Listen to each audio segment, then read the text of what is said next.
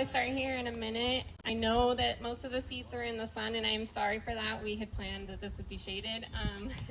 If you need to, though, you're welcome to move chairs to the shade. As long as you can hear me, that's what matters, so that we can all share and celebrate my brother's life. And so if you'd like to take some seats now, move into the shade, go ahead and get settled. We'll start in about a minute, if that's okay.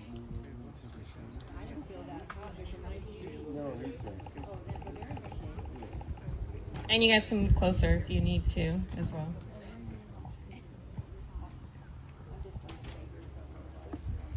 Good morning. For those of you who don't know me, my name is Alma, and I'm Thomas's older sister and the only sibling that he grew up with. And before we begin, I just want to say I'm sorry if I start crying and you cannot understand me, but I think you all can understand why. Going on, I'm going to try to stick to my notes just because I've gone over them over and over again, and hopefully it will help eliminate a little bit of the crying so that I can get through this as well. On behalf of my family, my mom especially, we want to say thank you all for being here, and thank you all for those who donated to the GoFundMe. We did raise enough money to take care of my brother, to put on a nice donation towards this place who works based off of donations. So if you're ever looking for an event venue, you can see this is a lovely location. Again, they're based off of donations. Also, we will be getting a headstone for my brother for the Milton Freewater Cemetery here, because this is where he grew up. So although he passed away in Seattle, this is his home. And on that headstone, we plan to have the QR code added to it, where you can go up there, scan it, and you'll be able to see photos that all of you would like to post, and those that we share as well. I believe we can also put little video clips, so hopefully his memory will continue to live on, especially as technology seems to be astonishing us all.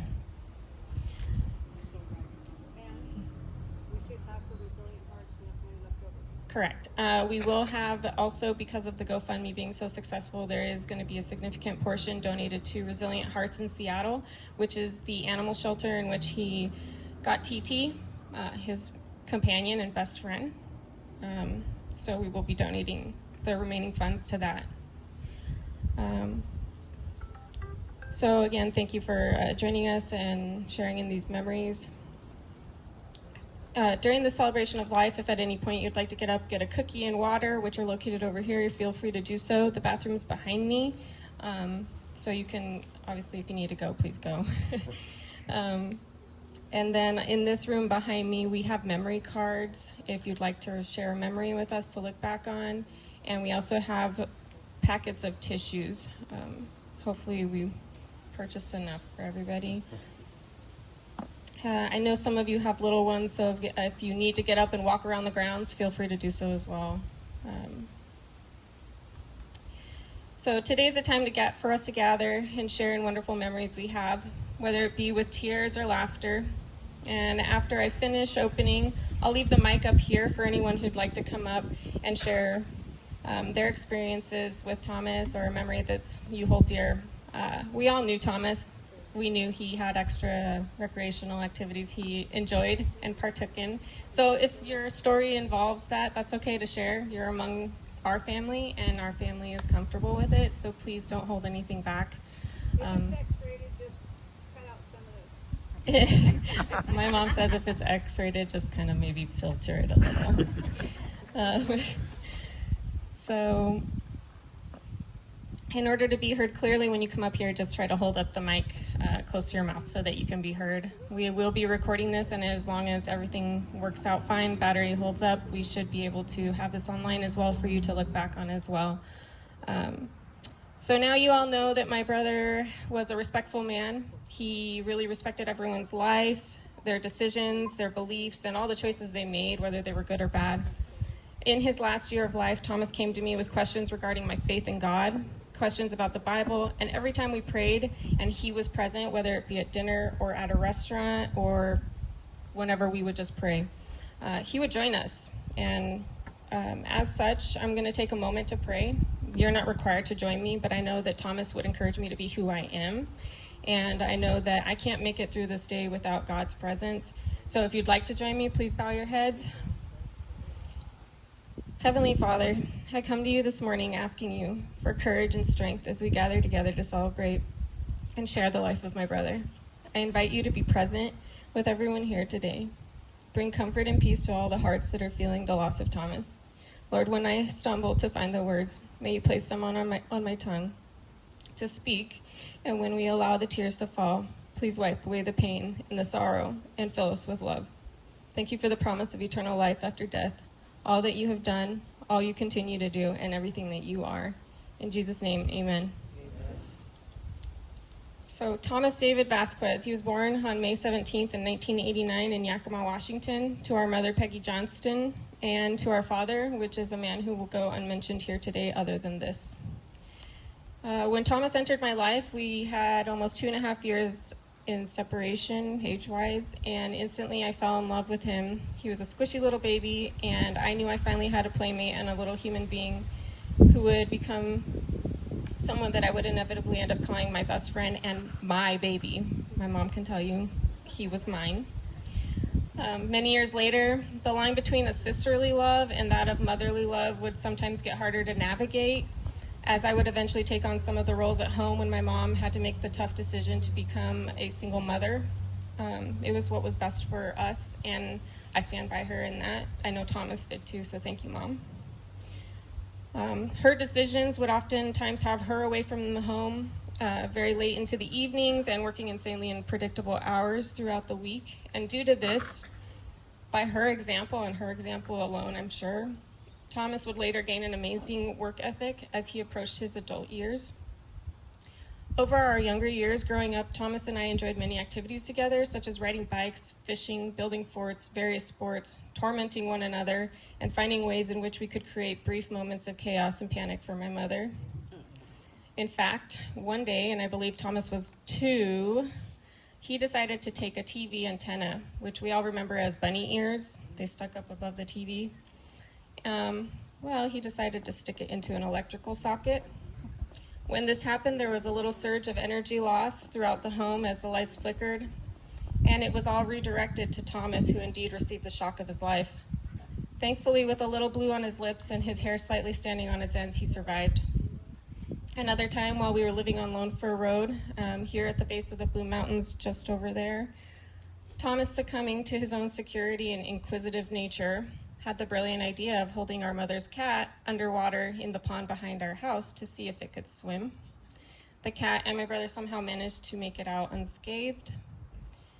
There were several things like that growing up that just made Thomas who he was. That incident when Grandpa came up to replace your window and he took the tarp and went up to the top of Yanis Hill in the windstorm? Yeah, his tarp incident up on Snob Hill.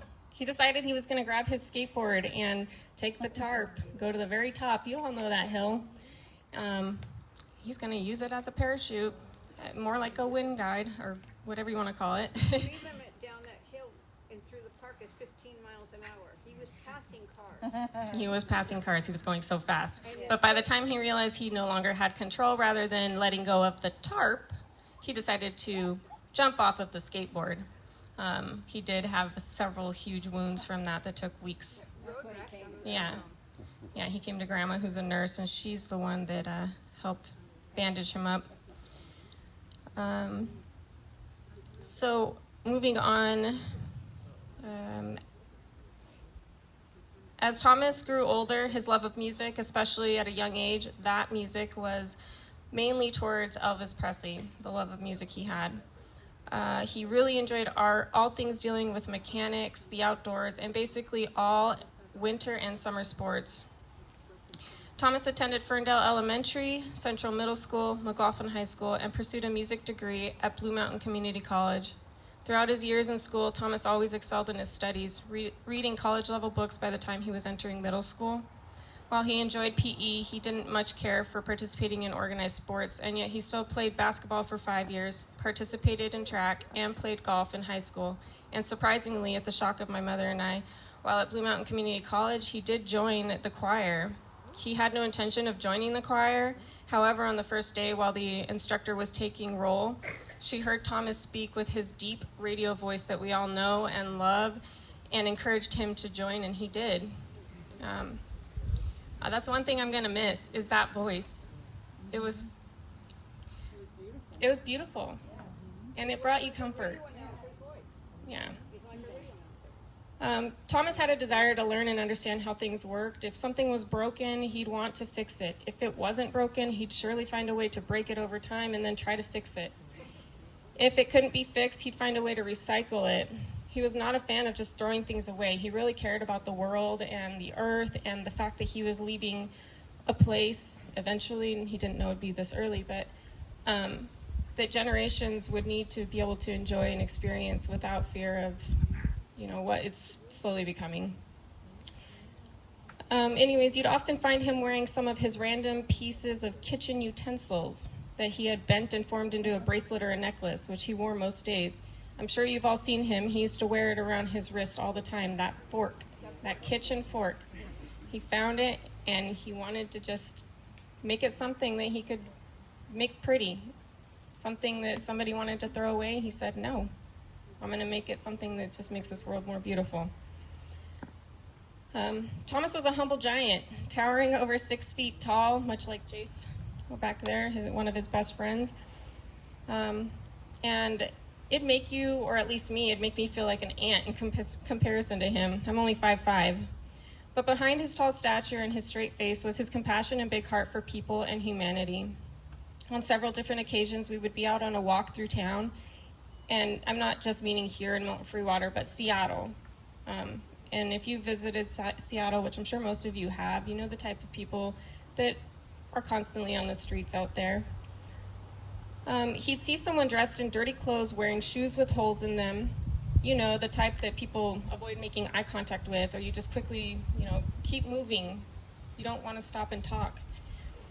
Well, he would. He'd stop and talk to them. He truly cared to know their story and their situation. If he could help them in that moment, he would. But if he had something at home that could help them, whether it was a pair of shoes, a jacket, some food, or some cash, he'd ask them to stay put just so that he could go home and return with whatever that it was that he could help them with.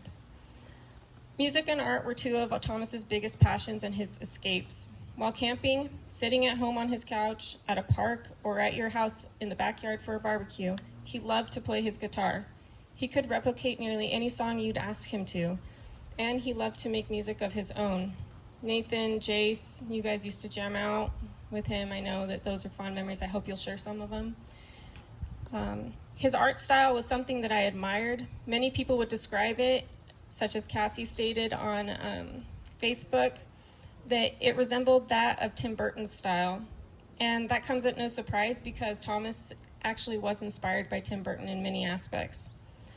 I believe that Thomas's experience in life attributed to the things he chose to draw and the abstract manner in which he drew them. Most of his drawings, he strategically created to have images within images and oftentimes phrases or significant dates hidden within them. If you have a piece of art that he has given you specifically, there's probably something hidden in them. And if you haven't found it yet, I encourage you to continue looking, because he always tried to personalize. If he gave you something, he made it personal and something that you and him would share in. I wish there was a way we could have been able to see life and everyday items through his eyes. He had a knack for finding images in almost everything. Where most would see a Dorito chip with nacho cheese powder, he'd see an image of a bear. A small puddle of water on the roof of his car, because he was a giant, he could see that high. I can barely see mine. He'd see a Batman logo. Or when he'd work at Jiffy Lube and Blue Mountain Tire Pros, some random figure in an oil stain or the tread of a tire. It was amazing the way he could just look at a wall, even a textured wall, and say, look, there's this creature. Or look, do you see these letters? His experiences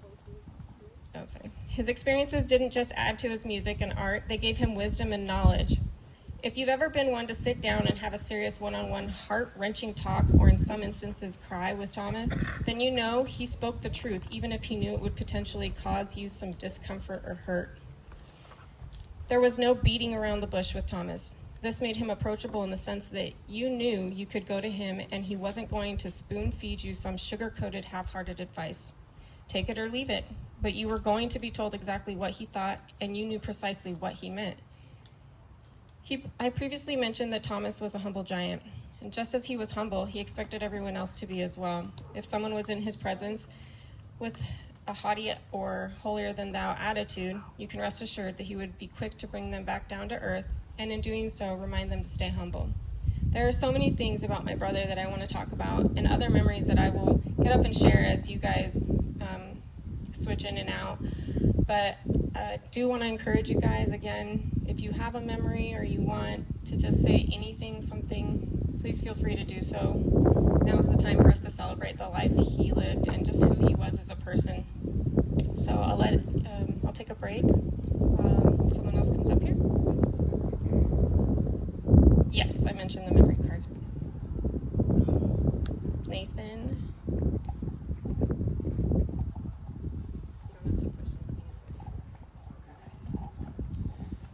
Hello, I'm Nathan Dickerson. I think most of us either went to school together or know each other somehow. And Tommy was one of my best friends. Tommy, Jason and I were inseparable from high school. The three of us learned guitar around the same time. We all started smoking weed at the same time too. And, basically out of high school, remained inseparable. And the guitars never stopped. We'd always hang out at my house and jam out until the late hours of the evening. And another spot we frequented was the, I don't know exactly what it's called, but the Yuma Pine water hole. It's like an irrigation. Yes. Yeah, not the bar, but it's like an irrigation thing with the waterfall. Like a creek. Yeah. We call it the dairy. The dairy. Okay, yeah, the dairy, yeah. And we would jump off that all the time. And I remember Tommy and I one night decided that we were going to change some of our bad behaviors on a whim. And the way we were going to solidify that is going out to the water hole in the middle of winter and jumping in the water off the waterfall at like midnight. And it was ice cold and it's pitch black and I couldn't see anything, but we all took turns jumping. I said, how about we do it 7 times, because 7 is a holy number. And so we took turns all jumping off and cowabunga into the water. And I'll never forget that. Tommy was so adventurous. Another great memory I have with Jace, Tommy, and a few other friends is we went out. We're 9 Mile ranches in between Tri-Cities. I think it's 9 Mile Ranch. Yeah. And there's a side road there and like a cliff that you can crawl down and fish off of. And we're all fishing illegally, no license. And next thing you know, we got a park ranger, a fish and wildlife up above calling us all up. And so he stands us all in a circle.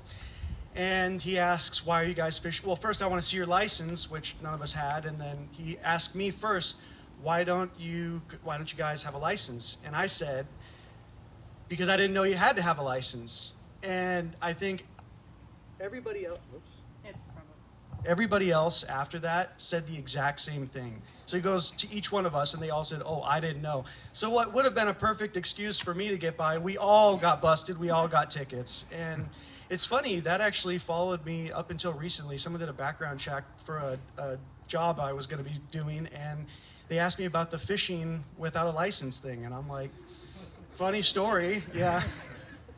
Another good memory I have is because we'd play guitar at late times, late hours, we would leave it turned up, and sometimes we'd plug our headphones in, and then, we'd be done, we'd turn it off, and my son Victor, when he was a baby, would love to push the buttons and strum the guitar. And his mother and I were in the room, and Victor crawled over to the guitar amp, which we had cranked all the way up, and he turned he hit the on button, and because nothing was plugged in, it went whoa, and it was like glass shattering loud. And I bolted out of the room, and my son's just like flailing, screaming. I couldn't even hear him scream because the amp was going off so loud, but it was because Tommy and I were jamming out. I think Jace might have been there too the night before. But there's a lot of memories I could share.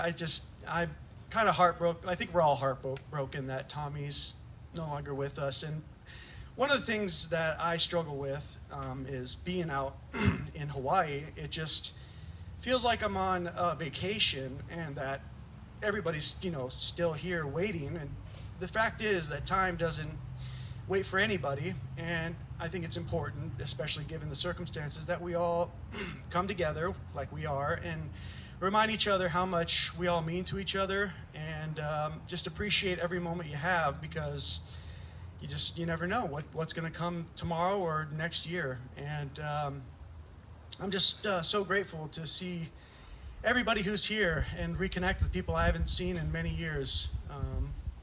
And I think Tommy would be happy that we all did too, that we all came together. So yeah, thank you for letting me share, and I'll pass it off to whoever else wants to speak.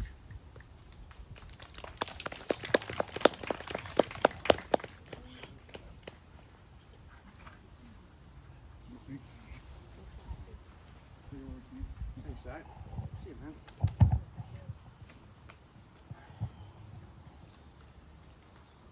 Sorry, I've kind of prepared the speech. Trying not to bore too many details here, but Tommy Vasquez was a very kind soul. We met her in our first or second grade together. Our teacher made us do what's called journaling at a young age, but we could also doodle pictures and draw things, and he was just amazing at it. He was way better than I was. Until we got to share what we had both written towards the end of the year, I had no idea how good he really was, and he was just amazing. We'd draw things like related to video games or trucks that would surely make engineers cry. What else here? I always admired his artistic ability. I was in the 5th grade in a heated game of bump, if you guys remember bump from like grade school. At recess, I learned a lesson about competitiveness and sportsmanship. Tommy had shot a brick off the backstop and arched his back towards him in a tip-off style jump. I went up to bump his ball pretty hard, but unbeknownst to me, I accidentally smashed his fingers between the ball and ended up breaking his finger. I apologized profusely, felt horrible about it, but I had no idea how much pain he was in and what I had caused, really, and really kind of made me like take a beat and just relax and just know that there's others playing the game too, and it's all fun and games, and you don't have to take it so seriously. Like I said, I apologize profusely. Even though I was eventually forgiven, I learned to keep my competitive streak kind of sheathed at recess and give myself some grace to make mistakes. Fast forward around 2016, after returning to the area from Bend, I brought Tommy over some extra Japanese stew I had made. In true Tommy fashion, later he drew me a phoenix, a mythological bird that rises from its ashes. We had spoken about different mythology, and at the time had never heard of a phoenix. He had never heard about a phoenix. I had stressed that in a way, we're all kind of phoenixes, always rebuilding ourselves into the better versions and rising from our own ashes to leave our old selves behind. Though we weren't close in recent years, I still consider him a pretty fierce friend. I wish I could have been there more for him. We'd always joke about how awkward it was to be a Ferndalian attending middle school at Central. Tommy made friends fast and both drifted into our own cliques. Aside from the ebb and flow socially, I knew he and I both shared a great compassion for animals, getting out in nature and living life. Thank you, Tommy, for your friendship and forgiveness and grace.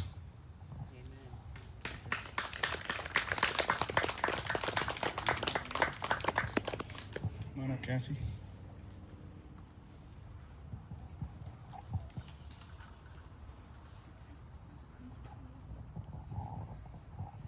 Hi, I'm Cassie Carter. I went to school with Tommy. I actually met him in kindergarten on the bus home in Yuma. And we just have been in the same grade ever since. I love hearing how humble and just kind Tommy was, because that's exactly who I remember him as. Being an outcast, it was nice to have somebody who didn't make me feel like an outcast. And Tommy was always one to ask questions. And I shared recently about a book that we fought over in elementary school, Mrs. Frisbee and the Rats of Nim. Again, Tommy was so kind that he made it fun. He didn't make it a fight. But it was just nice to have somebody on that same level, and just switch books back and forth and learn what he loved and share what I loved with him. And he was always encouraging to keep going. Through my addiction struggles, Tommy was one of the only original friends who reached out to me constantly and just made sure I was okay. Hey, I haven't heard anything on Facebook in a few months. Are you doing okay? And that really meant a lot. I mean, even though we weren't close, just the fact that he thought about me enough to reach out, it really meant a lot. And even though he never met my daughter, he was her biggest cheerleader all the time, always commenting on all of her pictures and saying how proud he was. And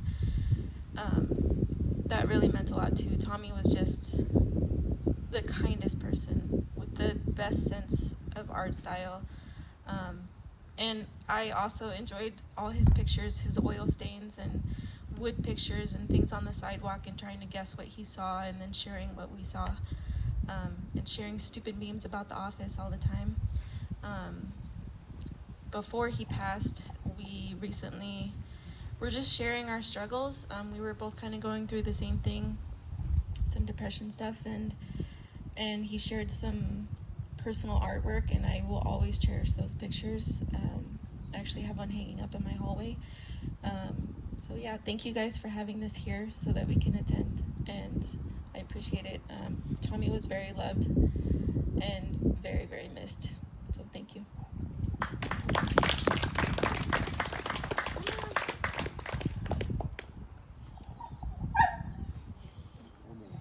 All right, so I'll fill in a little bit of time here in case someone needs to muster some courage to come up here.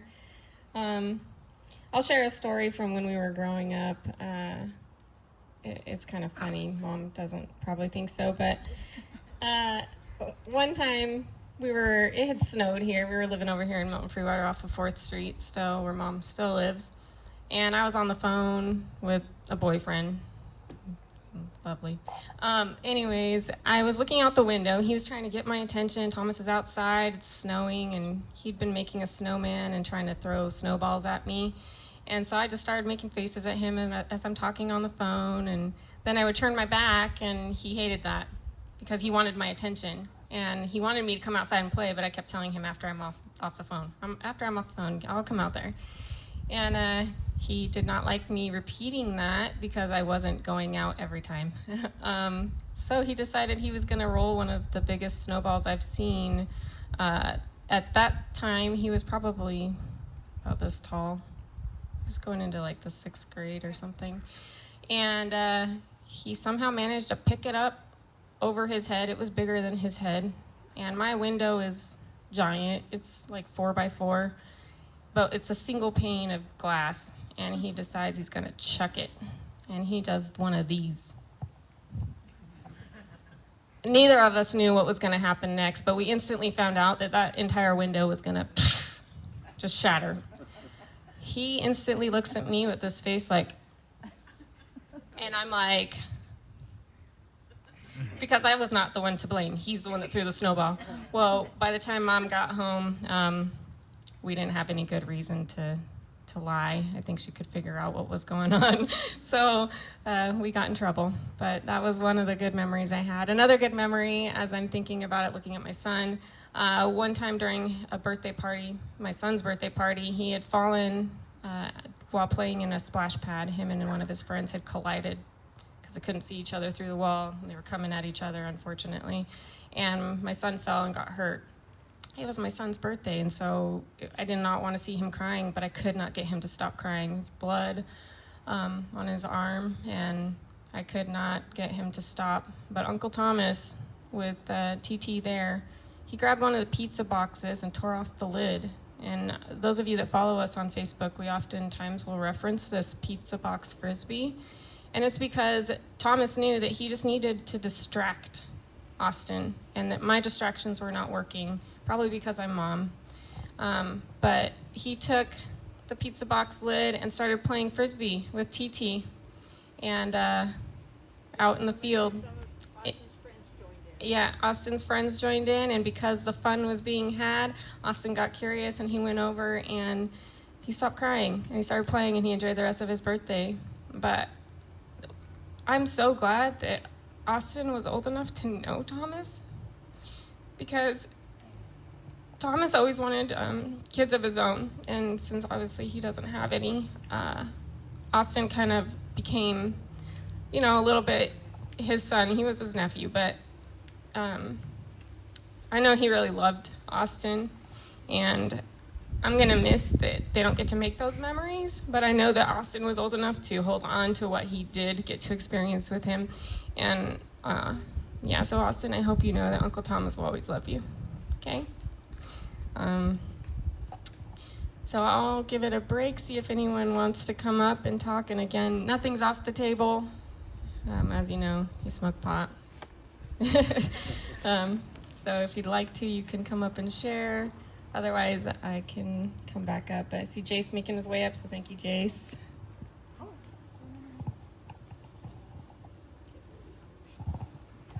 Hello. All right, so probably a little eye contact, you know, keep the emotions in. Tommy and I like to play guitar a lot together, and there's one time we just went to Pendleton BMCC to return some of his books, and we came back to his house, and the recipe was we would take turns playing Call of Duty while the other plays guitar, and we'd swap off depending on if you're winning or losing. Well, I just finished playing, so it's my turn to play guitar. So I pass off the sticks, and I sit on his bed, and he starts playing, and the match is halfway through, and his mom comes in asking, don't you have school today? No. No, yeah, you have school today. No, I don't. Well, aren't you going anymore? No. And so he basically just then decided he's not going to college anymore, and I was sitting right there, like, the shock on his mom's face, and me just sitting as a fly in the wall. And I had no idea this was happening, but we just smoked, so it probably looks like, oh, they're just smoking, quitting school. It's like, I didn't know this was happening. But yeah, I'll never forget that. And it was just so nonchalantly he tells her he's not going anymore. But we'd play a lot of guitar together, and there was this one time, I don't know if it was a break or a lunch at high school, we went to Yancey's Park, and we were just looking for stuff. We ended up finding a dead snake, and we brought it back to the school. It was about, 3 feet long, give or take, and so we grabbed it, took it all the way up to the hallway outside the library, pinned it to the post board up there, and then sat on the stairs right across the hall playing guitar. And we'd watch everybody walk by, and they'd notice there's a snake there. And eventually some people would touch it, like, oh, it's fake, it's fake. And we're just playing guitar right opposite that, just watching. And eventually someone touched it and like, it's real. And they all freaked out, and then the school bell rang. And so we just went to our class after that. But we brought a dead snake and played guitar for about 15 minutes while watching people interact with it. Yeah, we had a lot of good times. There was one time where we were cleaning out his backyard, and there was an old swing set back there.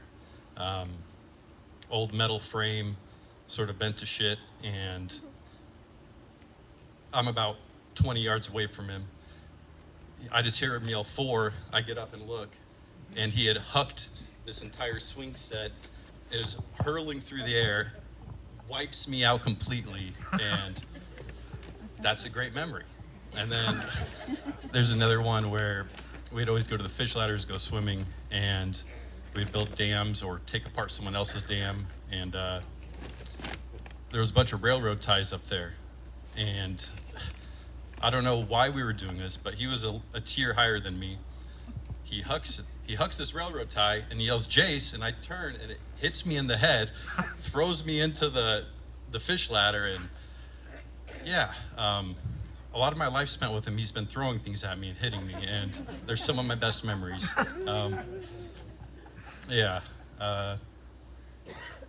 He's a good guy.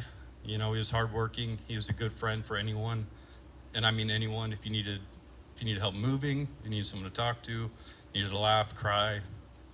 He was a good friend. Yeah, that's all I got. Thank you, everyone.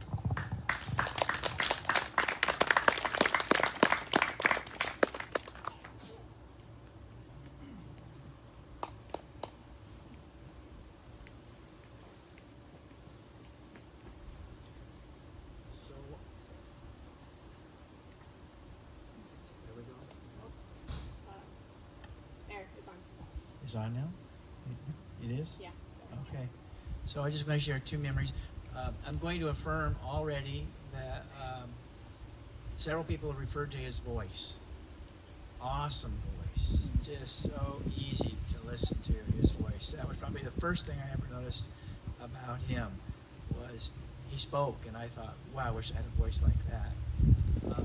I thought people would take notice of anything I said if I had a voice like him. But I'm going to come back to that. The other memory, someone talked about him. He'd help you move. My wife and I, we have a daughter, and she has moved several times. And she is Kris's, which is Alma's husband. She is Kris's sister, our daughter. And she needed help moving. It was a hot day over near Seattle, and Thomas came to help move. And she's on the 3rd floor, and he helped carry a heavy bed. A bed is way too heavy to be sold. It shouldn't have been. It was just way too heavy. But he helped carry that heavy bed up 3 flights of stairs. He went into the bathroom and threw up and came out and finished helping her move. I mean, that he didn't say a word that he'd thrown up. It was a hot day. The exertion under the heat took it out of him, and he just threw up and kept helping. Didn't say a word. That's an amazing thing. And then she tried to give money. He said, no, I don't want any money for that. You know, so that's a cool story. And then the other story, so I come back to his voice.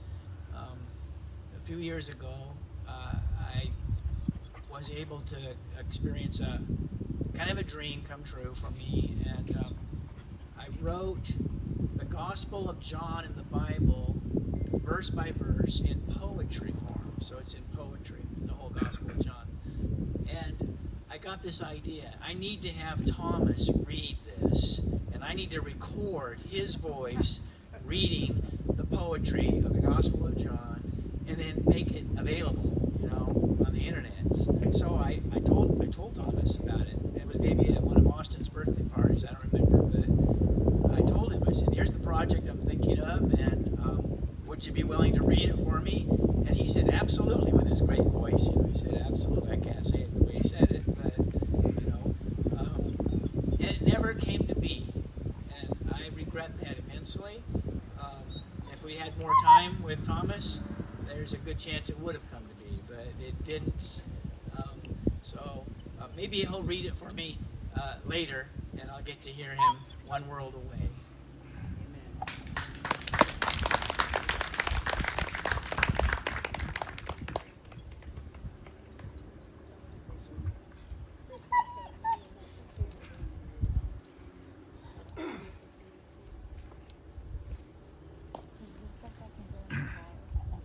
I don't want to just talk your guys' ears off. There's something that was, I had a burning desire, and one thing that has been mentioned is his care for other people's kids. And the one thing I really appreciated about Tommy is Tommy, Jace, Cody, and a few others have been in my son Victor's life since he was born, and they were like uncles to him, and really great guys. And anyways, he one thing he wanted to always make sure of is that Victor was included, because he's a little kid and we wanted to play our video games and play guitar. So Tommy would put the guitar on his lap or put Victor on his lap and help him strum it. Or if we're playing video games, because we don't want the kid messing up the game that we're playing, he had the idea that we would take an Xbox 360 controller, take the batteries out of it, put it back in, sit him in between us, and we would make him feel like he's included in the game. And I have a picture I came across on Facebook recently of my son, Alec. Oh, it was Tommy, Victor, and Cody Sears, all sitting next to each other. Me up in the front taking a picture, and you could just see they were all just so honed in, and that was such a special thing to come across and remember.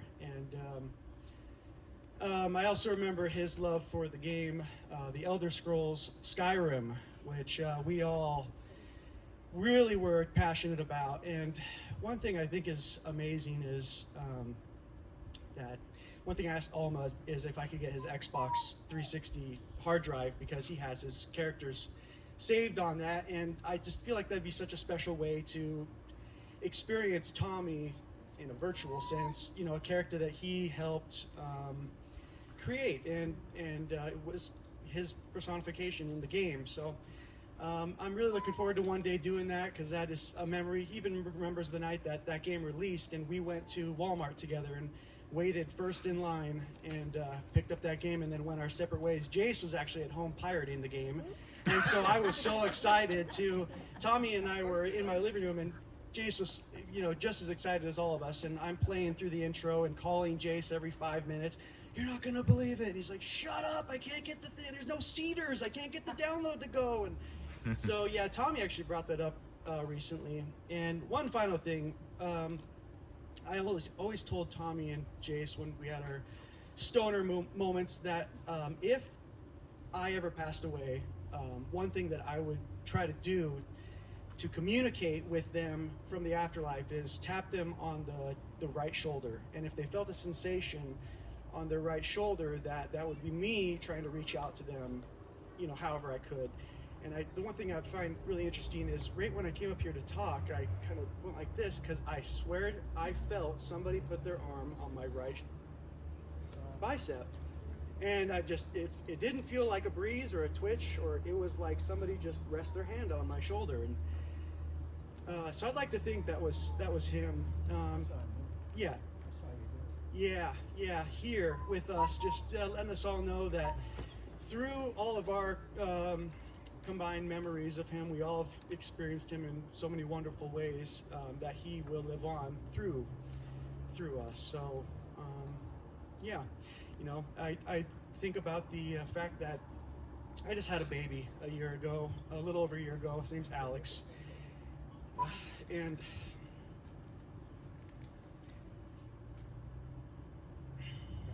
Tommy never got to meet him, but I share a lot of pictures with him through Facebook, and he always was so so encouraging, and wanted to let me know how proud he was. So you know, Nathan, whenever I went over to Seattle, he showed me those pictures. The ones that you sent us, Yeah, he had them on his shelf, and he showed me every time. that's great. He Yeah. was so proud of me. Yeah, he always was really proud of me, because I'm sure most of you guys know I also struggled with addiction, but turned my life around, and even through Tommy's own struggles. And I know a lot of people reached out to me to try to encourage him and try to get him to get some help himself, but he wanted to do it when he was ready. But you know, one thing he never spared anybody was just his gratitude and appreciation for how we affected him as much as he affected us. He was quick to let everybody know how much they meant to him, and how proud he was. And you know, one thing that's on my mind is on our Facebook communications, our messages, the last pictures that I messaged him was of my son waving at him and talking to him through the thing, but unfortunately he never got to see him. But yeah, I just wanted to say that he's a really special person. I know we all know that, and I love him and miss him very much.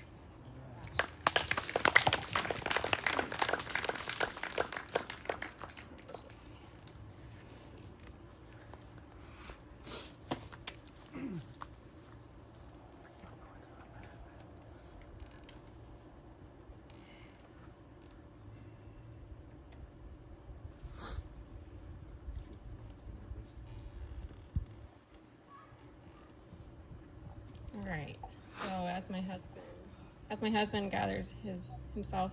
He'd like to come up and share in a minute, but I'll go ahead and share an experience we had when we were little kids, and I actually shared it at children's story at my church one time.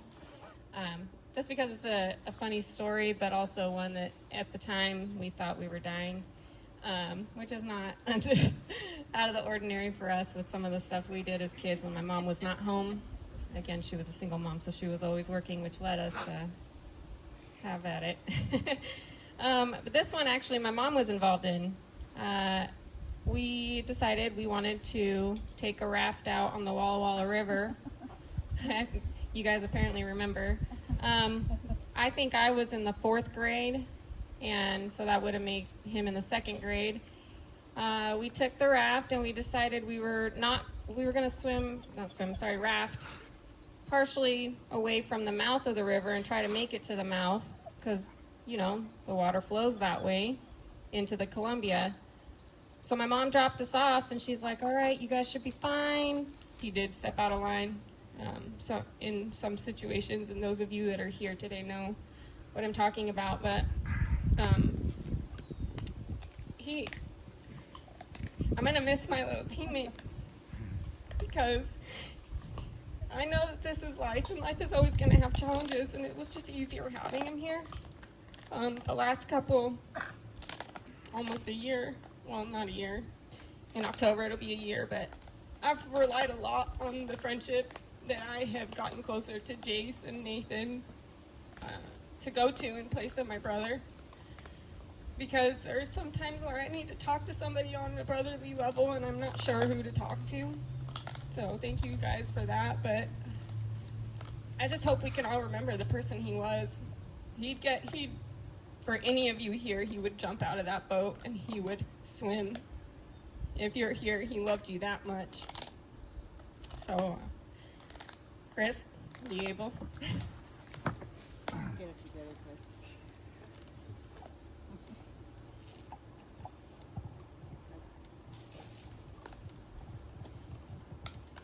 Hello. So, I always wondered what it'd be like to have a brother. I never had one, and then I got one. It's nice. Looking at all these pictures, I just love it. And I love you guys.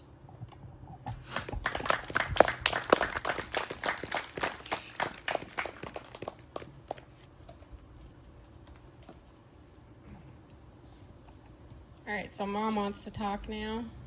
I'm not sure how it's going to do. Mom.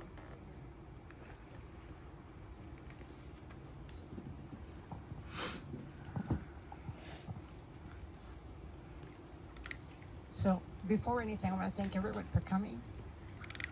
I really didn't think this many people were going to come. And I really appreciate every one of you for taking the time. He affected a lot of lives. He did it with kindness, with love, was being the goofiest kid he could be. He was never going to tell you no. He was never going to turn you down. He was always going to be there. She and I have been best friends since we were little girls. Her kids are he was a brother to all of them. He didn't have enemies. He didn't know how. He was always goofy. He would always joke, but you always knew where you stood. TT came into his life going on 5 years ago, right, Mel? Going on 5 years ago. And that was the only child he ever had. But TT was his child. And it didn't matter what was going on, what mood he was in, how he felt, how sick he was. That was the first thing he took care of. And that was the last thing he did. When Thomas passed away, he was found laying partially on TT's bed. And I know that TT was probably there right next to him. And so she opened the door. But they had, Alma and Thomas were inseparable as kids. They would fight. We went to sign them up for the summer after school program down at Yannis Park. They were fighting. They were 8, 9 years old. They were fighting and arguing. So my mom and I made them walk home. And they fought the entire way home. And then they walked into the yard, and it became physical. And knock down, drag out, punch him in the face, fight. As much like then it proceeds to go in the house. They're knocking over the furniture, knocking over the TV. And somehow they still managed to be best friends. But they were always at each other's throat and had each other's back. They went fishing. We took fishing on the Walla Walla River once. And we decided to move down a couple hundred yards to a better fishing spot. I went to go bring the car back down to that fishing spot where they had moved to. And while I was gone, and he was very serious about his fishing, and he was maybe 8 at the time. And he took his fishing very seriously. While I was gone, he had caught a fish. By all accounts, it was well over a foot long. But Alma was in her sympathy era with animals and critters, and he took the fish off the hook by himself, put it away from shore, going to show me when I pulled up with the car. So proud of his fish. By the time I came back, all I heard was him screaming at the top of his lungs at her, threatening her. He was going to kill her. Turned out she had taken his fish away from the bank, picked it up and took it to the edge of the water because she felt sorry that it needed a drink of water. And his fish swam away. I thought at that time he was going to wind up actually physically killing her. But that's the way the two of them were. But if she needed something, he was there. When she was sick, he was the one that had to be there. He, for the longest time, that was meant everything to him. Austin came along, and everyone else took second place. Austin came first. He was goofy, he was silly around him, but he adored him.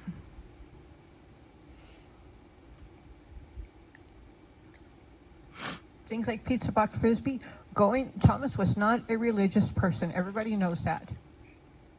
Thomas did not go to church. But when it came to doing something for Austin, he went to church.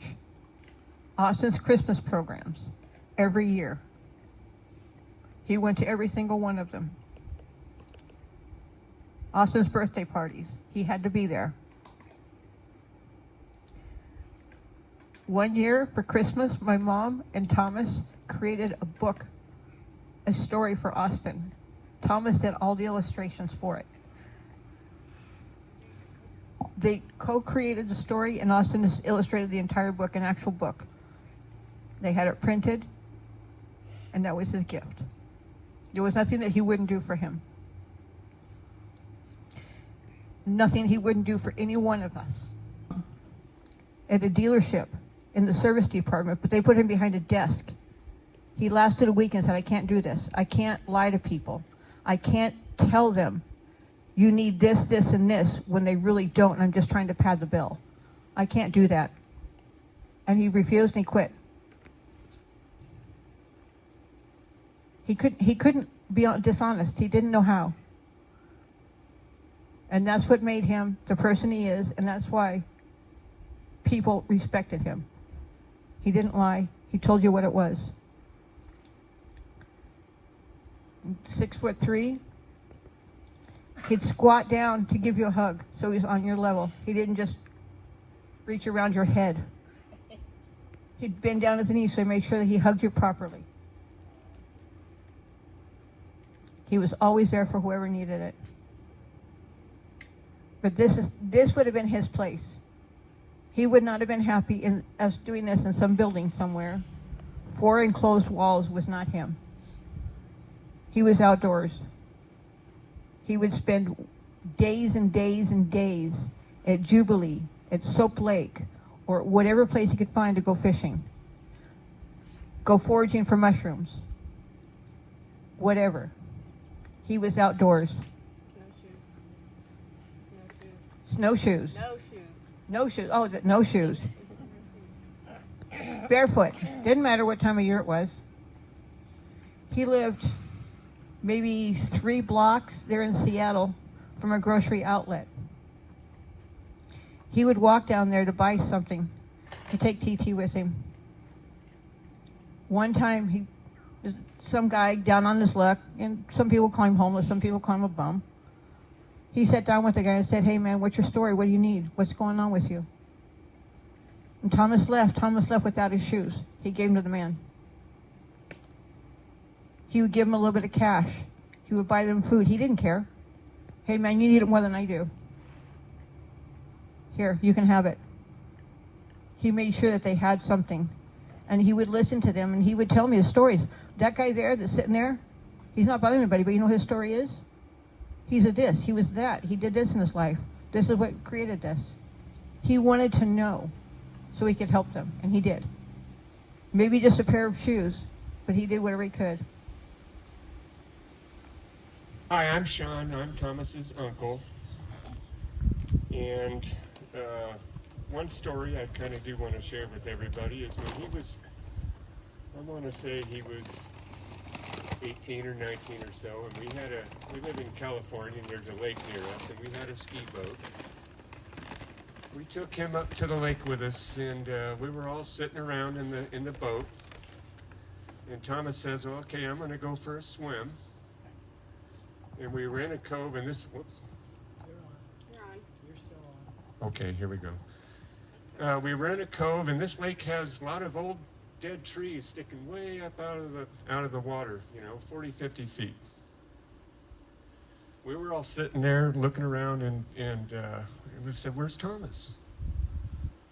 We look over, and he's about 40 feet up in the top of this tree, and he, but no, obviously he was swimming, no shoes, no nothing, climbed. I don't know how he climbed this tree, because it's not the kind of tree that you would, with a lot of branches to get up, but he must have shimmied up some of it. And then the fact that he didn't like to have shoes. My window's up off the roof on the 2nd floor, and it had the asphalt shingles on it with the fiberglass fibers in it. And he was going to go up there and clean his grandpa's windows. Well, and he came out in the yard barefoot, and I said, "Thomas, you sure you're not going to put?" No, I don't need shoes."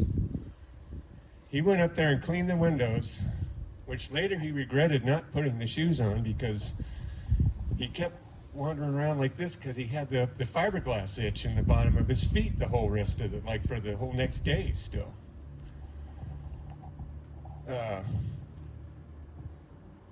In 2003, my father passed away. 23. Did he jump off? 23. And Thomas had called me like the next day or so and needed to really talk about it. So he and I talked for about an hour or so. And at the end of that conversation, this was totally Thomas. His voice was trembling because he was half crying. And at the end of it, anybody with sensitive ears should probably avert their ears. But what he said to me, he goes, "I love the fuck out of you, Uncle Sean." But that was him. That's the way he acted. I miss him every day. But luckily, we do have a piece of Thomas that lives with us now. and TT. And luckily enough that I know that when he was with Thomas, he was with him 24 hours a day. He never really left him alone. And luckily I'm in a position to do the same thing. So TT is never alone, but I can tell that he misses Thomas every day. Sometimes, I know he's part of his breed, he whines a lot and stuff, but sometimes I think it's because he's thinking about Thomas. And like I said, we just miss him so much every day. He was such a good person. And we used to do a lot of things when I would come up here to Milton Freewater, over to my mother's house. If she needed a little project done around the house, Thomas and I would go to Home Depot and buy stuff, and him and I would work together to fix whatever it was. In fact, the last thing that him and I worked on together was we went and got a new toilet for one of the bathrooms. And he had never done a toilet before, and I had had a little experience with that. So him and I worked to put this new toilet in his grandmother's house. And in his conversations and stuff that I had with him after that, he used to bring that up. He said, boy, that sure was great. Remember when we put that toilet in Grandma's house? Something simple like that, he got such great joy from. He really loved that kind of stuff. When he was down in California at our house, we would do a lot of, I tinker in the garage and stuff a lot. That's one of the things that I do. And he used to hang out with me, and very interested in learning how whatever it was I was working on. Very inquisitive that way, and he was so smart that he could figure stuff out. You showed him once and that was it. He'd remember it forever. So, but we love him, we miss him. Love you, kid.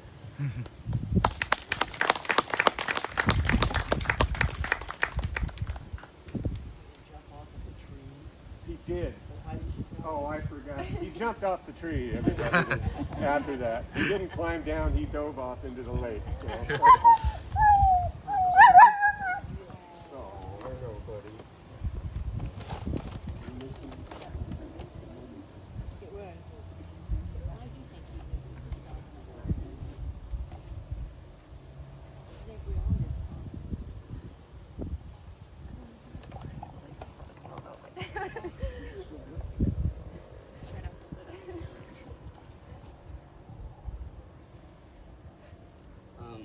I'm Richard. I didn't know what story to share, but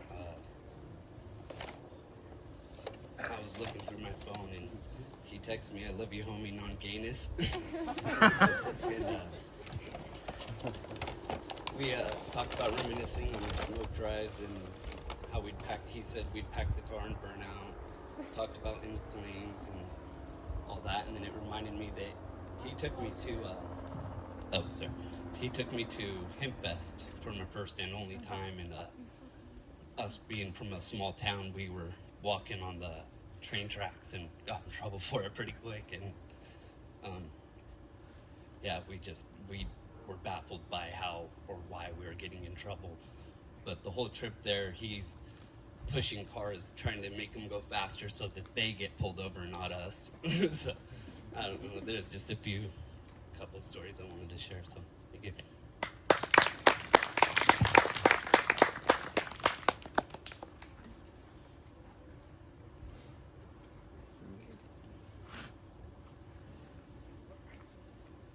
I just got a kind of funny one to break the seriousness. So Tommy and I went to I don't know what we went somewhere, as we always did, but we were coming around the bend from Hermiston to come back up towards town, and there's this huge line of I think it came from Seattle, but anyways, a huge line of semi trucks and smoke drive. So I was in a different state of mind, and Tommy's driving sometimes was pretty intense, and so I'm in the passenger seat, and I've been in a few pretty serious accidents in a passenger seat, so I got like a little bit of PTSD. And Tommy is going to pull out around and zoom up and pass all these semi trucks, At least that's what I thought he was doing. And there had to have been at least 3 semis. And here comes this oncoming traffic, and you got Tommy's little blue Hyundai or whatever it was, and he's just flooring it. And I, tighten up and grab the oh shit handle. And in Tommy's mind, what he was going to do is go between the semis. In my mind, I'm thinking he's trying to beat all these semis. And so I told him, I'm like, you're not going to make it. And he's like, what? And I said, you're not going to make it as this oncoming traffic's coming at us. And he's like, what are you talking? I said, we're not going to make it. And he rips in as he planned to. And he's like, what the heck are you talking about? I said, I thought I was having an out-of-body experience because I thought Tommy was going head on into this car coming, but he always had a plan. So God bless him for that. Even when we're not on the same page, Tommy's got something cooking in his brain. So. Yeah. And no, I don't think that's what it was, but we did plenty of that as well. Cliff jumping, wreath?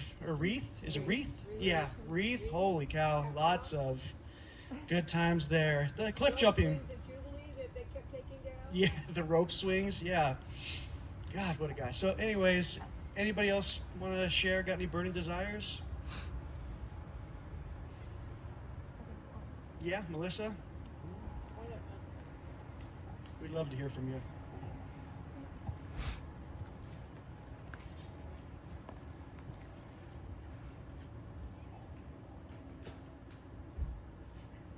Yeah, I knew this was gonna happen. I wasn't sure I'd be. Can you hear me? Okay. I don't think I'd be able to. Sorry if you can't understand me. I'm gonna be crying. I didn't really come here with a plan to, like a story to, like I was planning on sharing, but like hearing everybody and just every single person's story that you've shared, Thomas has shared with me, so the story about the semi and you, Alma, the story with the river and the homeless man, and I guess if you don't know me, I'm Thomas's ex-girlfriend of love of his life. 10 years. You were the love of his life, Melissa. Thank you. And he was mine. I guess I'm just gonna start where I feel is appropriate. I moved here in sorry if I curse, 2012. Hi, Austin. 2012. I think I don't even know when I moved here, honestly. But I knew nothing. I came from Orange County, California. I came from a city. I knew nothing. And I met him at Sykes. I think you all probably are familiar with Sykes. And oh my God, when I saw him, he was the most handsome guy I'd ever seen in my life. I never had love at first sight before, but that was it, And maybe I was naive or just young. I was 19, 20, I don't know. And I was like, man.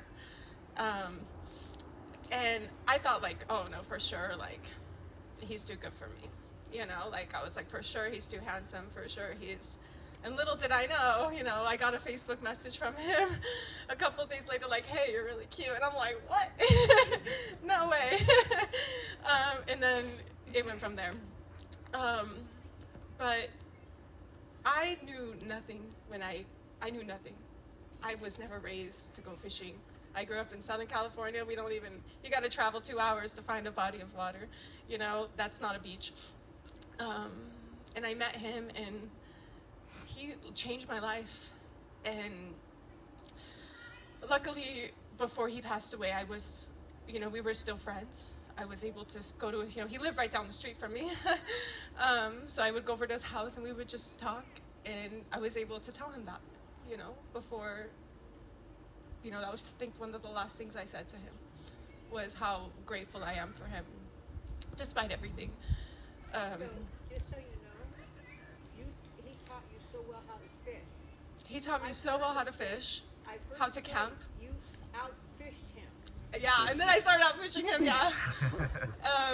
That was pretty great. You come with a big fat catfisher. Yeah, I actually drove by and being back here brings back so many memories. I drove around. I was wanting to go to Jubilee Lake because that was his favorite place. That was his favorite place. That was our favorite place. I never knew even what a tent was when I met him. He took me to Jubilee, taught me how to set up a tent, taught me how to hook up a fishing line, taught me how to work on cars. Now I have, the Pontiac that I have has both of our names on it, and I still have that car. I love that car, and I know how to change everything on that car, only because of him. And I love it, and I only change my own oil, and do my own tires, and my own brakes, because I feel so confident because of him. And I was thinking of that story that you said, Alma, with your story with him in the river, and I was thinking of that time we floated the river. I think you were with Dennis at that time. I think my raft, I got sucked away into like this, I don't know, and I was like hanging on for dear life to this log, like screaming and like, I'm gonna die. I thought I was gonna die. And he was just like so not worried at all. Like he had it, you know? And with everything, like I was such, I don't know, a wuss might be the right term. I was such a baby, and I was afraid of everything. I didn't know anything, and he was just so confident. It's that deep, chill voice. It's fine.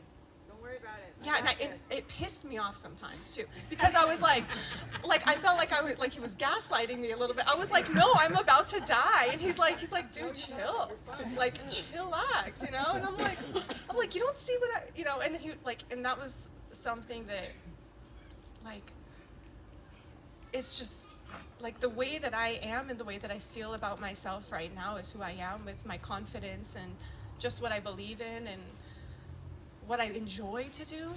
You know, I go camping on my own, I go fishing on my own, you know, like because I enjoy it, and I can only thank him for that. But like that time, and then the barefoot thing, somebody was talking about him being barefoot. When we lived in Seattle together, and actually, well, we lived here and whatever, we lived together all the time. That was something he did, was walk barefoot. So I was like, I'm gonna walk barefoot, you know. I was like, because I admired him, you know. I always just thought he was, I just admired him. And so I would walk barefoot, you know, gardening, and sure enough, I stepped on a bee, and I was like, mother. And then he's like, oh yeah, you should wear shoes, and I'm like, excuse me, like, hello.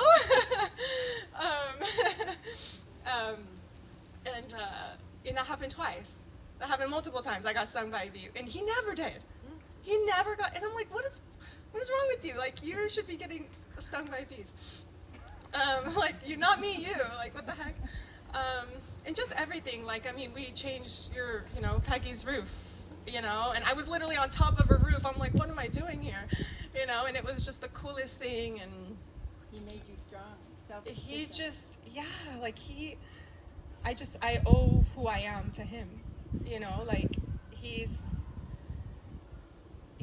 was the love of my life. And like, you know, with Titi's what we were, you know, you guys were talking about how like that's the closest thing he had to a child, and it's so funny because like he was such a tough guy. Like I only seen him cry probably 10 times, okay? We were together for like 10 years, all right?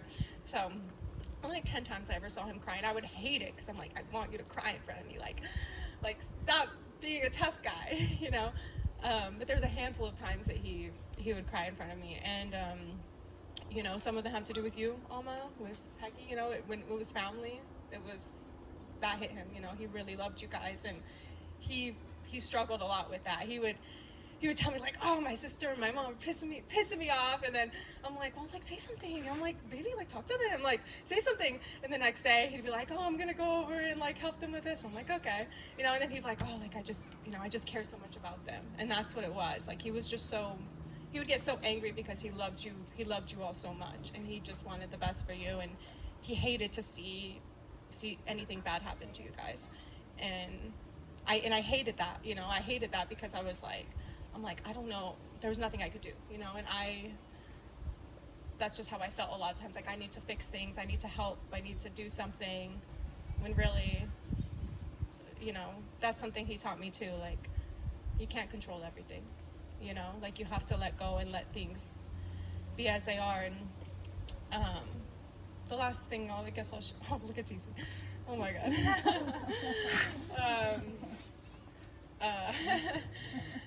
He's so cute. Oh my God. yeah, he was, so about kind of going off of this like tough guy story. So the first animal that we had together was Selena, yeah, a black cat. He hated her.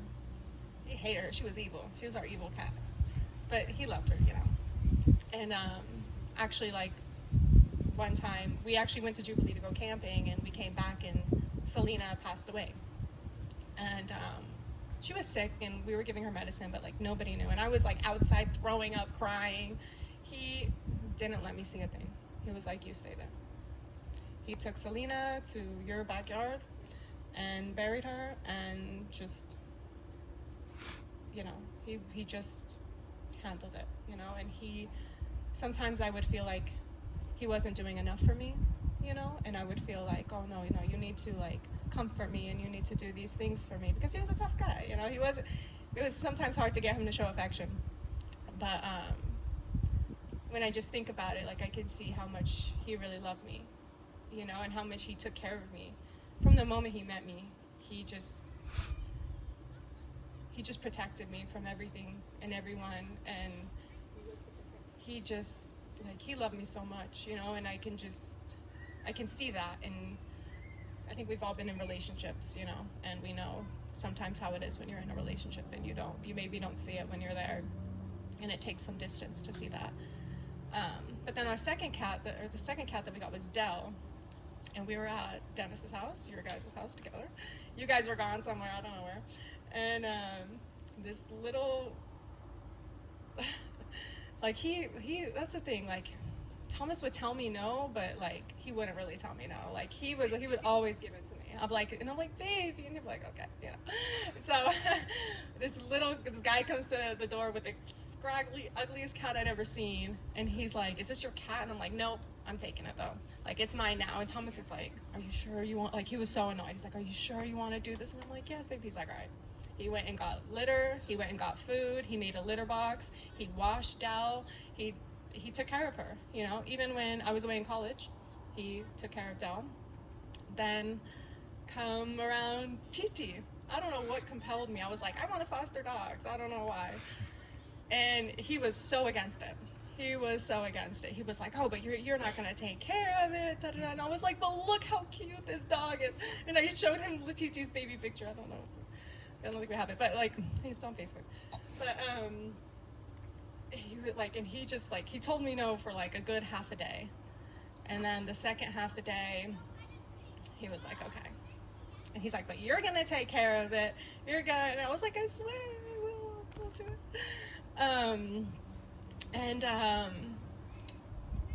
Man, yeah, he fell in love.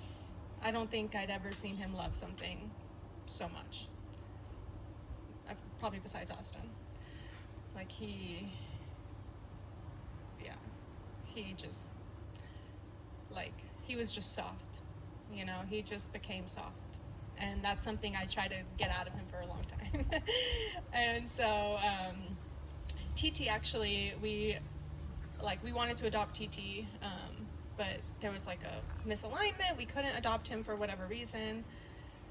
I was a freaking wreck, but Thomas cried.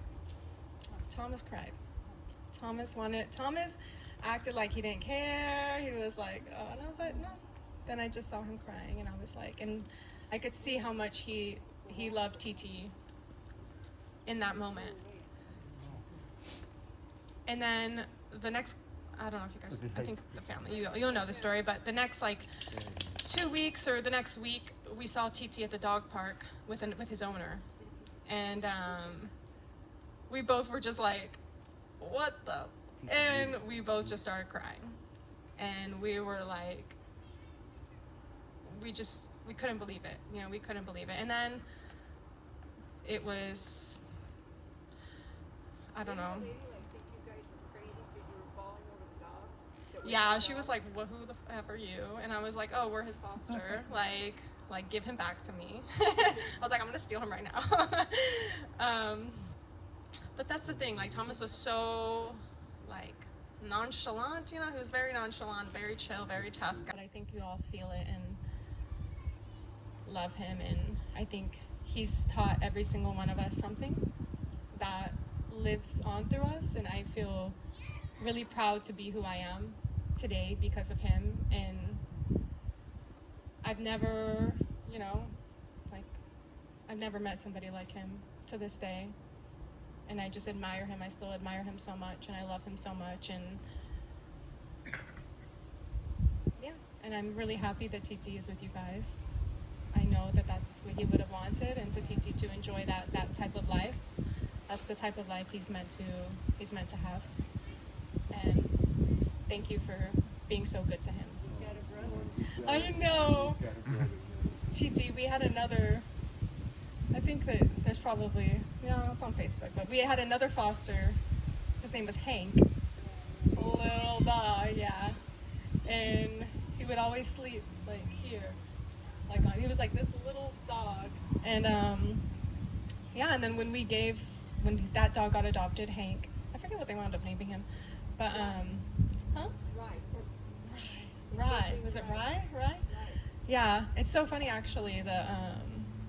The owners messaged me not too long ago about having a play date, because we would have play dates after he got adopted with TT and whatnot. And obviously, I think I just didn't respond because I was like, I don't know how to respond. He's happy. He does have a good life. So. Yeah, he is. I'm really grateful. And him and Hank would just torture each other and this was a tiny little dog that would beat TT up. TT's just, and that's was something that was really difficult after Thomas and I parted, was because I was like, no, TT's my dog. I made the decision to adopt him, but I knew in my heart, I was at work all day and Thomas was with TT, and I could see it, and I was jealous a little bit, to be honest, of Thomas with TT was just, that's, like I said, I don't know that I've ever seen him love something just so much. They were meant for each other, and I'm so grateful that he had TT with him. And he was just so, he was really kind, and we were able to just he would always let me come and see TT, always let me come over and hang out with TT whenever I wanted. He was just really kind, and really, he had no bad feelings to me after everything, and not me to him either, and I'm really grateful for that, because sometimes things don't go that way. But I'm sure I have many, stories at Wreath. I remember I jumped off and I landed on my side, and he was like, what are you doing? And I'm like, I don't know, this is your idea. In the rope swing, again, I was so afraid of the rope swing, and that became my favorite thing. I was so afraid of cliff jumping. I will never do that again. But the rope swing I really loved, and I'm just, the things I enjoy now are because of him, and I'm so grateful to him. And I guess I don't have anything else to say. I probably do, but I don't know. All right, thank you, everybody. I think TT wants to say something. You should have seen him when he first got here today. He was nothing but vocal.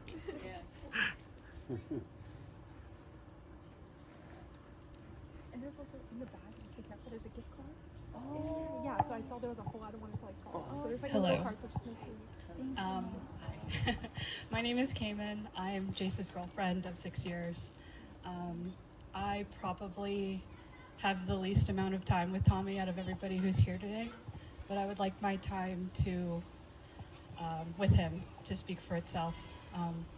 5 years ago, Jace and I moved to Portland, and Tommy moved to Seattle shortly afterwards, so we were pretty excited to spend some time with him. And being Jace's best friend, I was also really excited to meet him and make a good impression of him. But the moment I met him, he helped us move into the apartment, and he was the most genuine and honest person I've ever met. And he really knew who he was as a person, and that was super inspiring to me. And so the little times that we got to see him throughout the years, he had helped Jace buy a birthday crown for me. I'm way too old for that, just so you guys know. He annoyed me to heck, trying to keep it mellow for the kids out there. And then we also have exchanged I love yous. And just, I hope you guys see my experience with him as a testament to who he truly was as a person. But the thing I wanted to share the most with you guys today is that Jace inherited Tommy's guitar. And so anytime you guys think about him playing his music, I just want you to know that it will continue on with Jace. Thank you.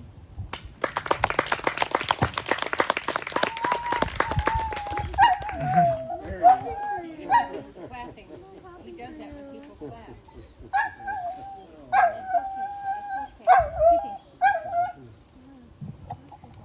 All right, I think Mom wants to say one more thing. So that just brought up a very good point. Thomas's sense of humor. A while back, Jace, you remember this. You received a random guitar pick in the mail, and you didn't know where it came from. But it was a very unique pick. You know, what you pluck a guitar with is called a pick. But it's also what people now call a picture. And Thomas's sense of humor was he saw this online, ordered it, and sent it to Jace. No return sender, no name, no nothing. It was a dick pic. That was exactly his humor. And he knew that. And when we went down 2 years ago, he and I flew down to California, stayed with my dad, then went down to my dad's brother's celebration of life. And we stayed in a hotel near San Luis Obispo. And as we're walking to our room, right outside our door, there was a guitar pick. One of Thomas's favorite characters just happened to be Spider-Man too. And I was the one that saw it. He didn't even see it. But I picked it up. On one side it was plain, and I flipped it over. On the other side it was Spider-Man. When I got Thomas's favorite things in the world was Spider-Man or guitar. So I figured that was meant to be. And then when he was in 6th grade, I took him to India for 2 weeks. We flew over there, and we stayed in a international community in southern India. It is December. It's 90 degrees.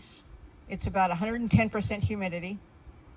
We were there for probably less than 24 hours before he met his first friend. It was a local kid who spoke English and had a moped. And he took him on as his own personal tour guide. And the two of them spent 2 weeks going over southern India, all over the place. I never knew where they were going, never knew where they were coming back. They would go and they would go explore temples. They would go and go to markets. They would go here, they would go there. He had the time of his life meeting other people, hanging out and learning and exploring. And that was the kind of person he just had to be out there. He had to do stuff. He couldn't be inside. So he enjoyed the whole time being outside and not being cooped up somewhere. He didn't have any clue what the language was. Didn't matter. He made it happen. He had a blast. And he had lifetime memories from it, even though he was only 12 years old. Lifetime memories.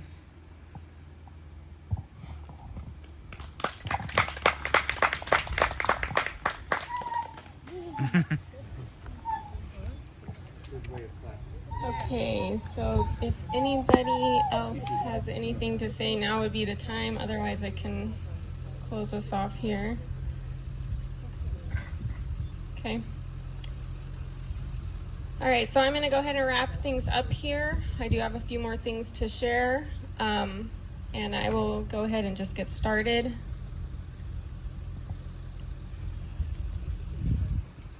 So again, thank you guys for sharing your memories and for everyone simply being here in solidarity for the man that we love and respected and who clearly loved you all. So I'd like to share one more thing about my brother, a memory that I hold so dear because it's one that both changed my life and one in which he played a significant part in saving it.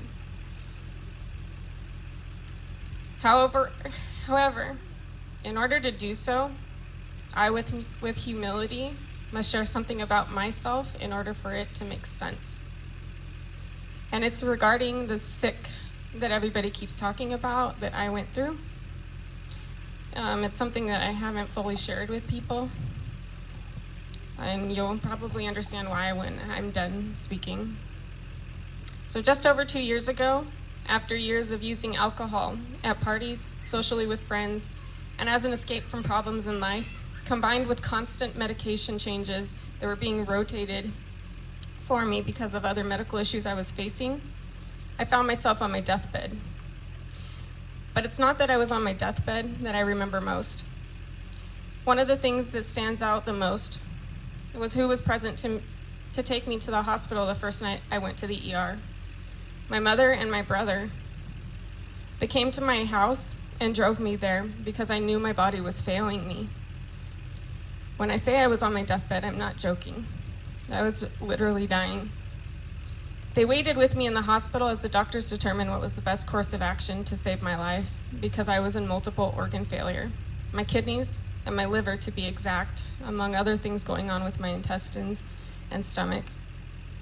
Thankfully, by the grace of God, and with the help of the medical staff at the ER and ICU of Swedish Medical Center in Issaquah, in 1 week's time I was able to leave the hospital. It took me months to recover as I underwent at-home nursing care, weekly doctor's visits, and physical therapy. Through it all, my brother remained one of the most optimistic and strong people in my corner. We spoke nearly every day by means of visits to each other's homes, family outings we shared, phone calls and texts. He showed up for me in a way that I'll never forget for the rest of my life. Now let's fast forward to about a year before my brother's passing.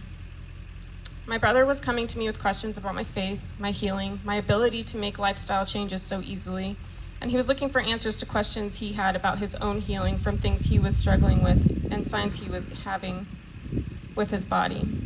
Again, conversations that I'll hold dear for the rest of my life, and most importantly, conversations that give me the hope and faith that I'll see my baby brother again in heaven. A lot of you have questions, and I hope that what I'm about to share, you can have some answers and some closure. I hope that you will take all that I'm about to say to heart and know that I share this with the same love that Thomas had for each of you. I say this because I know he would want to spare you and your loved ones from the same heartbreak we face today. One last thing, and then some answers.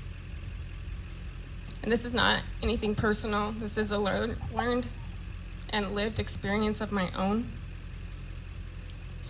If you're feeling alone and find yourself turning to alcohol or drugs, for me, it was alcohol. And then that, again, combined with my medications, led me where I was. But if you're going through that to escape, I hope you strongly consider seeking professional help. If you drink 3 or more alcoholic beverages a night or day, please speak to your doctor. The thing about alcohol use, and any addictions for that matter, is that it isolates you into thinking you can't open up to others for help, and that you should feel ashamed for the hole you trapped yourself in.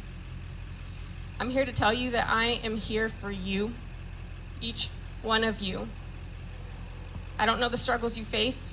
I don't know if these are the things you turn to, but if they are, please feel free to reach out to me anytime, day or night. Reach out to another friend if you're not comfortable talking to me, and reach out to a doctor and finally reclaim your freedom.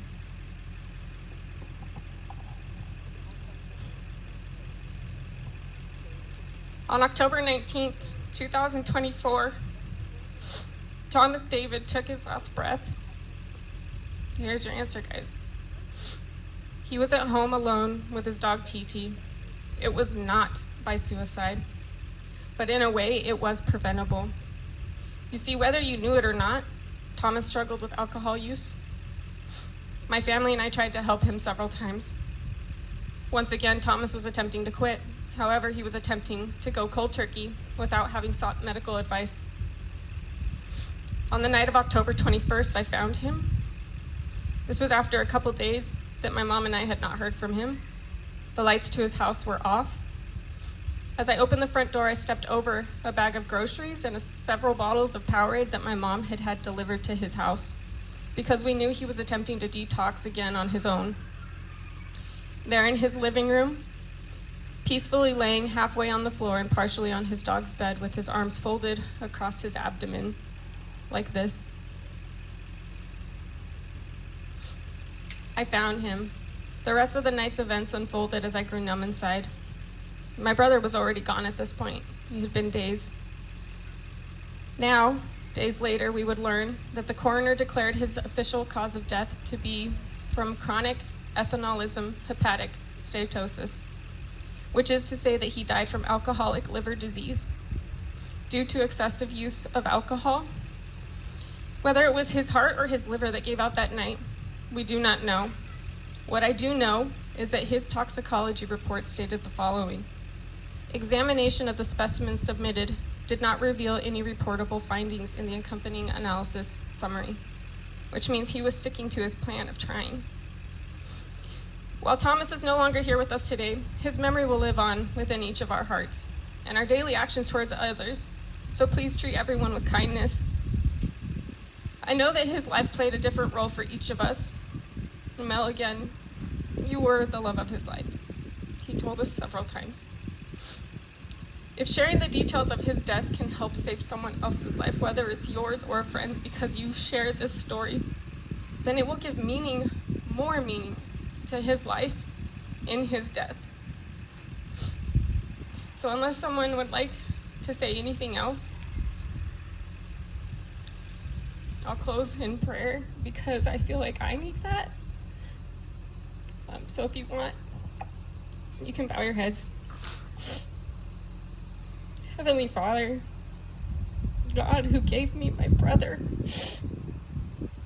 gave us this amazing human being to show us what it is to be humble and kind and loving, to think outside of just ourselves.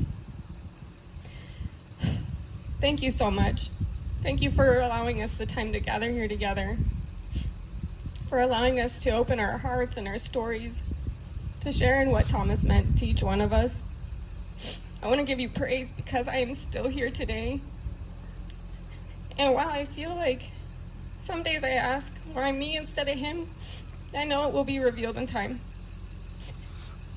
I pray that his life will continue to have meaning for others, and that you will give strength, courage, and peace to everyone here and anyone who will ever hear his story.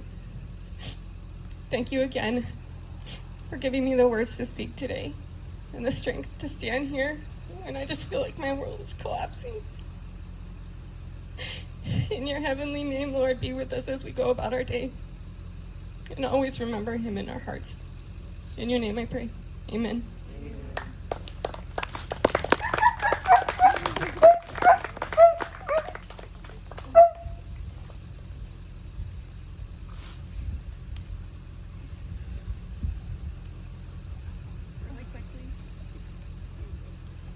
Really quickly, if you want, again, there's memory cards. You can write your memories.